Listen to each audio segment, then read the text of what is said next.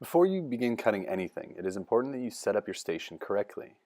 First, start by collecting a saw, a bench hook, and a clamp. Check that the blade on your saw is tight. It should be flexible, but if the blade is wiggling, then it will need to be replaced.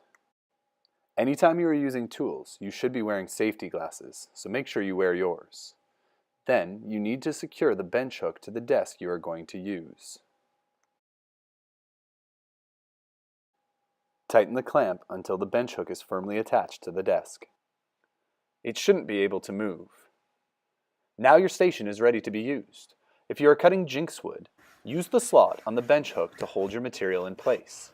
While standing, cut the wood by pulling back and forth on the saw. You don't need to press down hard. Let the blade do the work. Sometimes you're cutting something larger than the slot on the bench hook. If you are, you need to hold the material firmly against the bench hook using your opposite hand.